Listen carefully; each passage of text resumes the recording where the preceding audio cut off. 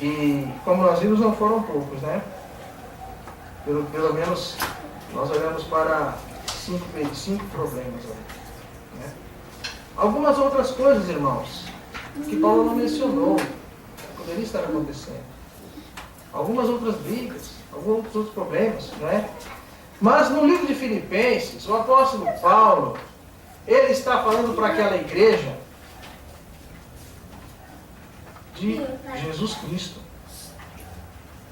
Ele está falando do Senhor Jesus Cristo na vida daqueles irmãos. Ele dá o exemplo da sua vida, né? Ele dá o exemplo da sua vida, da sua fé, mas ele mostra o Senhor Jesus Cristo. No final do capítulo 3, o apóstolo Paulo está dizendo, versículo 20, pois a nossa pátria está nos céus, de onde também aguardamos o Salvador, o Senhor Jesus Cristo, o qual transformará o nosso corpo de humilhação para ser igual ao corpo da sua glória, segundo a eficácia do poder que ele tem, de até subordinar a si todas as coisas. Portanto, meus irmãos, amados e muito saudosos, minha alegria e coroa, sim, amados, permanecei deste modo, firmes no Senhor. Então nós olhamos aqui para Filipenses. O que Paulo está fazendo é usar a pessoa do Senhor Jesus Cristo por várias vezes. Alegrai-vos no Senhor, né? Estais firmes no Senhor, né? Ele está mostrando aqui. Depois, no versículo 27 do capítulo 1, ele diz, vivei acima de tudo por modo digno do Evangelho de Cristo. Então ele está dando a base para continuar andando, para não parar. Tudo que nós vamos fazer é ligado com o nome do Senhor Jesus Cristo.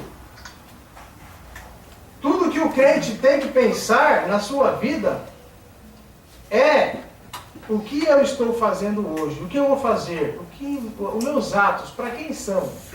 São para mim mesmo? Não. Se eu venho à reunião, eu venho para mim? Não. Se eu levo a palavra de Deus a alguma pessoa, é para mim? Também não. Se eu paro para dar atenção a um irmão da minha igreja local, é para mim que eu faço isso? Ou para o irmão? Não. Mas é para o Senhor Jesus Cristo. Tudo que Paulo está mostrando aqui, tudo que a sua vida foi feito, foi para o Senhor Jesus Cristo, e ele está pedindo àqueles irmãos que nós também façamos isso por amor ao Senhor Jesus Cristo. Capítulo 2, versículo 1. Se há, pois, alguma exortação em Cristo, alguma consolação de amor, alguma comunhão do Espírito, se há entranhados afetos e misericórdias, completai a minha alegria, de modo que penseis a mesma coisa, tenhais o mesmo amor, sejais unidos de alma, tendo o mesmo sentimento. Nada façais por partidaria ou por vã glória. Sabe, irmãos? Sabe?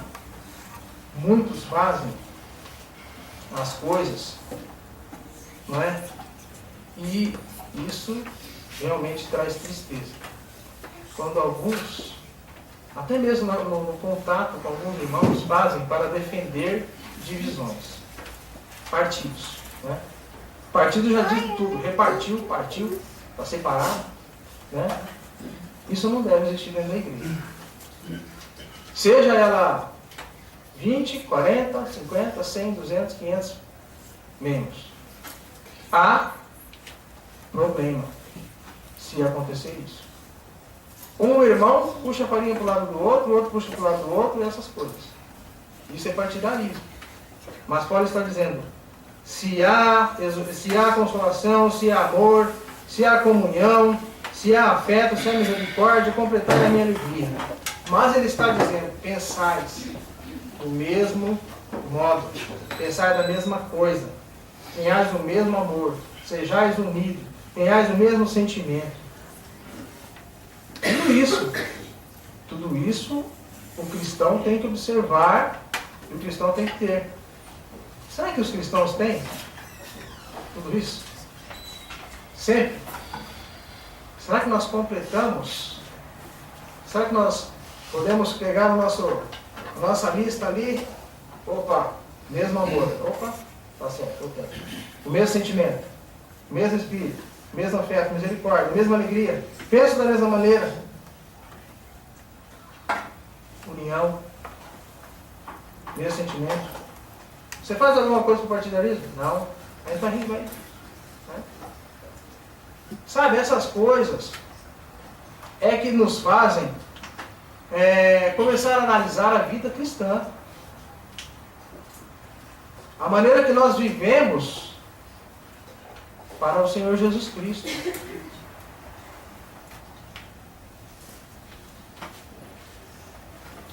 Partidarismo, separação. E tem aquele também que pode fazer as coisas por vanglória.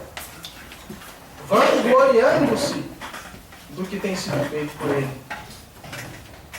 Talvez a pessoa nem fale, mas, olha, isso foi eu que fiz. Faz um pavão, né? Abre as penas, fica a coisa mais linda. Isso também, graças a mim, graças a assim, fizemos, fazemos, faço, né?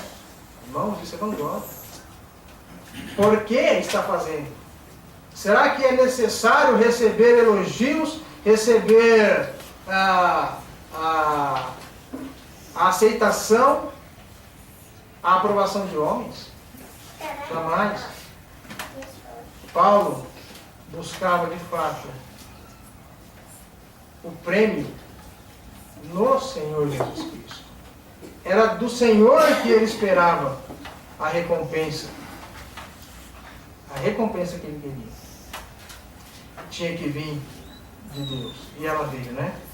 Considerando cada um os outros superiores a si mesmo. Não tenha cada um em vista o que é propriamente seu, senão também cada qual o que é dos outros. O apóstolo Paulo está mostrando, de fato, como continuar a andar. Tudo que fazemos deve estar ligado para a glória do Senhor Jesus Cristo, para a honra do nome do Senhor Jesus Cristo, para o amor que o Senhor Jesus Cristo tem por nós. E quando Paulo chega no versículo 5 do capítulo 2, ele diz: tende em vós o mesmo sentimento que houve também em Cristo Jesus. Olha, o mesmo sentimento. O que foi esse sentimento que teve no Senhor Jesus Cristo? O que o Senhor Jesus Cristo fez? Ele deixou o céu. Ele deixou a destra da majestade nas alturas. Ele deixou o seu trono de glória.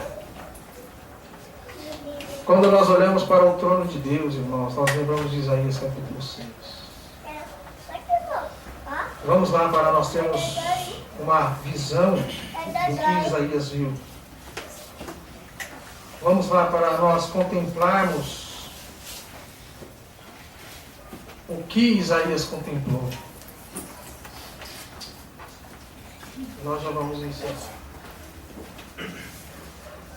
No ano da morte do rei Uzias, eu vi o Senhor assentado sobre um alto e sublime trono, e as abas das suas vestes enchiam o templo. Serafins estavam por cima dele, cada um tinha 6 asas. Com 2 cobriam o rosto, com 2 cobriam seus pés, e com 2 voavam. E clamavam uns para os outros, dizendo: Santo, Santo, Santo é o Senhor dos exércitos. Toda a terra está cheia da sua glória. As bases do limiar se moveram, a voz do que clamava, e a casa se encheu de fumaça. E ele disse, então disse eu: ai de mim, estou perdido, porque sou um homem de lábios impuros, e habito no meio de um povo de impuros lábios. E os meus olhos viram o Rei, o Senhor dos exércitos. O que Isaías viu? Ele viu o Senhor, irmãos, assentado num alto e sublime trono. E as abas das suas vestes enchiam o templo. Ele viu os serafins. Ele contemplou a glória de Deus ali naquele lugar. O Senhor Jesus Cristo deixou esta glória, onde os anjos, os serafins, aqueles seres, proclamavam dia e noite: Santo, Santo, Santo é o Senhor dos exércitos. Toda a terra está cheia da sua glória. E veio para este mundo. E quando ele chegou nesse mundo, o que ele encontrou? Homens que nem Isaías. Como era Isaías? Homem de lábios impuros, e habita no meio de um povo de impuros lábios. Ele deixou a glória dos céus, ele humilhou-se, sujeitou-se a viver neste mundo, em carne e sangue. E o que Paulo está dizendo? Pois ele, subsistindo em forma de Deus, não julgou como usurpação ser igual a Deus, a si mesmo se esvaziou, tornando-se em semelhança de homens e reconhecido em figura humana. E se humilhou, tornando-se obediente até a morte e morte de cruz. E nós, o que obedecemos a Deus, o que obedecemos ao Senhor, e o quanto estamos dispostos a nos esvaziar, o quanto estamos dispostos a nos tornar nada, o quanto estamos dispostos a abaixar a nossa cabeça e deixarmos de ser orgulhosos, de ter um sentimento de que somos muito quando não somos nada, de ter um sentimento de que merecemos tudo quando não merecemos nada, a ponto de ignorar os preceitos de Deus, a ponto de ignorar os nossos irmãos. Que sentimento que o cristão tem da pessoa do Senhor Jesus Cristo na sua vida? Será que todos aqueles irmãos ali em Filipenses precisavam ouvir isso? Será que nós precisamos ouvir isso? Tende em vós o mesmo sentimento que houve também em Cristo Jesus. Esvazie-se, irmão. Assuma a forma de servo.